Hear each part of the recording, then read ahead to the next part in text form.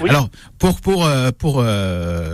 commencer, on va parler effectivement de cet article du 21 avril dans le Figaro qui a révélé une tentative de putsch de la part d'une poignée de cadres de l'UPR sur fond d'allégations de harcèlement. Qu'est-ce qui vous est reproché exactement et quelles sont les conséquences pour le mouvement que vous avez fondé en 2007 ? Alors d'abord, merci de me recevoir. Excusez-moi d'avoir été obligé de reporter de 48 heures à cause d'un décès familial, ce qui permet d'ailleurs au passage de voir un petit peu ce que c'est que la vie, l'importance de la vie. J'en profite d'ailleurs pour transmettre mes condoléances à tous ceux qui ont perdu un proche au cours des semaines qui viennent de s'écouler. Un parti politique, vous savez, c'est souvent sujet à des tiraillements internes, à des crises. Dans aucun parti politique se passe sans qu'il y ait de temps en temps des crises de prise de pouvoir. Enfin, il n'y a que ça, regardez les autres partis politiques. Nous, on a déjà eu quelques crises auparavant.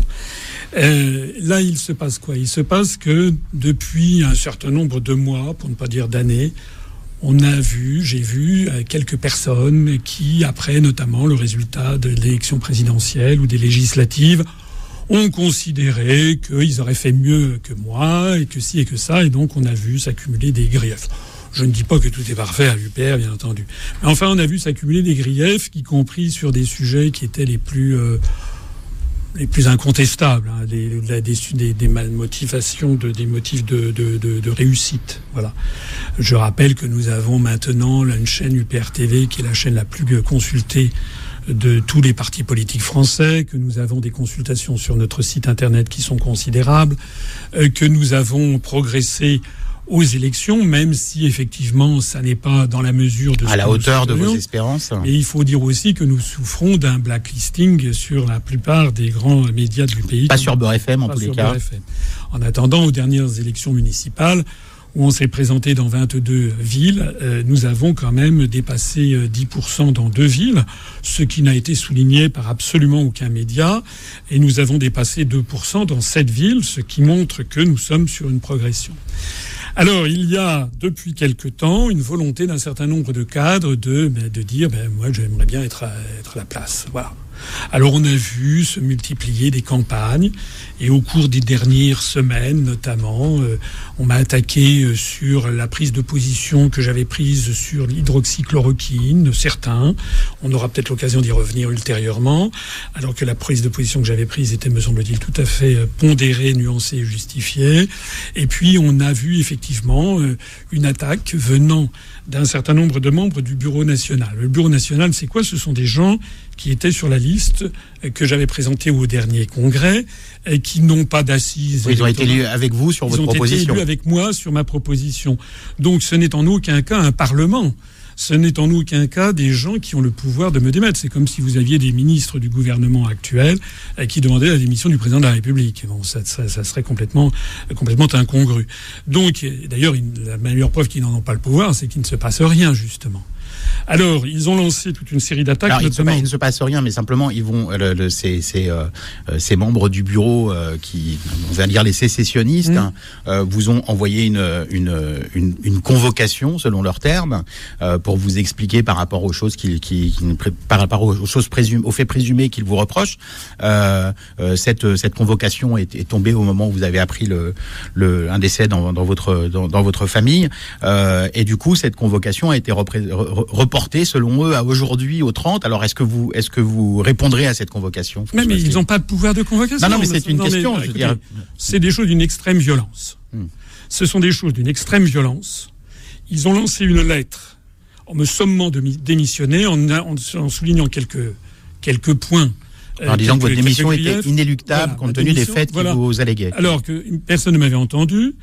Prétendu harcèlement, je signale qu'il n'y a aucun dépôt de plainte au pénal, il n'y a aucun dépôt de plainte, et il n'y a même pas de recours prud'homal. Donc il n'y a rien. Il n'y a rien. François, de quoi parle-t-on ? Pardonnez-moi, vous dites, vous l'avez dit, hein, vous parlez d'accusation de harcèlement. Vous dénoncez quoi précisément ? J'entends pas bien. Adil Farkan, vous demandez ce que vous dénoncez précisément. Mais moi, ce que je dis, c'est que on a affaire à une tentative de putsch.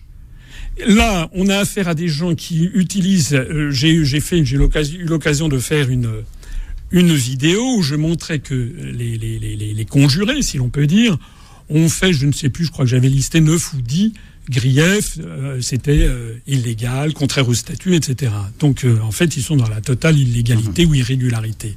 J'ajoute que j'ai des témoignages, y compris des signataires qui m'ont téléphoné, pour me dire à quel point ils sont horriblement gênés, puisque, en fait, c'est une poignée à l'intérieur de cette poignée, et il y en a certains qui ont reçu des appels téléphoniques, il s'était passé des choses très très graves, il fallait signer, donc ils se sont laissés impressionner. Oui, il y avait des gens de l'UPR, comme Zaman Ziwan, par exemple, qui était votre colistière aux élections européennes, qui ont signé d'abord la première salve sécessionniste, mais qui n'en sont plus signataires aujourd'hui. On ne voit plus écoutez, à vrai dire, tout ceci, je trouve que c'est misérable. C'est misérable, ce sont des méthodes fascistes.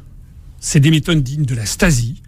Ce sont des méthodes absolument inqualifiables, d'une extraordinaire violence. Heureusement que l'écrasante majorité des adhérents m'ont envoyé des messages de soutien, parce que les gens ne sont quand même pas dupes. Qui prodet, comme on dit en latin. À qui profite le crime? Qui est-ce qui a intérêt en ce moment... Est-ce qu'on peut parler d'un complot, François Asselineau? Qui est-ce qui, en ce moment, je n'ai pas utilisé le mot complot, j'ai dit qui est-ce qui, en ce moment, a intérêt à démolir l'UPR alors que nos analyses sont de plus en plus présentes et de plus en plus attractives sur la scène politique. En tout cas, ce que je voudrais dire, que les choses soient très très claires, c'est que je vais porter plainte pour diffamation publique. Vous devancez une de mes questions, voilà, François. Je vais porter plainte pour diffamation publique pour toute personne qui me calomnie. Et pour les faits qui ont été énumérés déjà auparavant. Alors, ce qu'il faut savoir, c'est que dépôt de plainte, c'est pas une procédure qui se fait comme aller déposer plainte au commissariat de police. Ça se fait en quelques minutes. Non. Dépôt de plainte, ça nécessite une technique précise par l'intermédiaire du procureur de la République. En ce moment, les juridictions sont au ralenti, ne prennent pas ça jusqu'au déconfinement.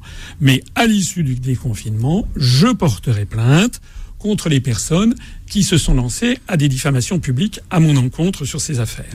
Et je voudrais ici faire appel à l'ensemble des gens qui me connaissent depuis des années, pour leur dire ne tombez pas dans le piège. Ce qui est évidemment on voit sur les réseaux sociaux de l'UPR que la base vous est totalement fidèle. Évidemment, parce que les gens ne sont pas bêtes, vous savez.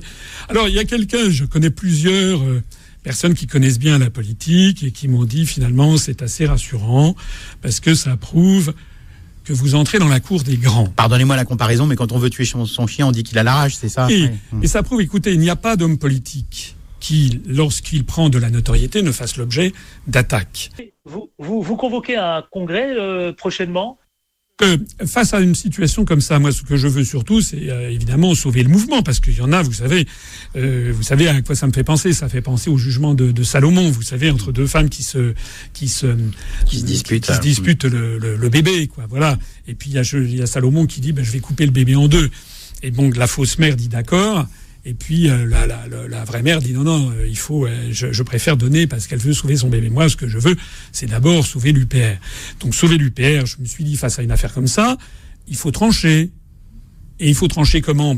On est le parti pour la souveraineté. Donc oui, la souveraineté. D'ailleurs, les sécessionnistes de l'UPR, les cadres qui ont fait cette tentative de putsch, d'ailleurs, disent mais non, mais quel congrès? Voilà. Il n'y a pas besoin de congrès. Voilà. D'ailleurs, le président n'a pas à convoquer le congrès. Voilà. C'est-à-dire qu'il nie l'évidence, il nie les statuts. Je signale qu'il représente 0,1% de nos adhérents. Or, ce sont les adhérents qui élisent le président.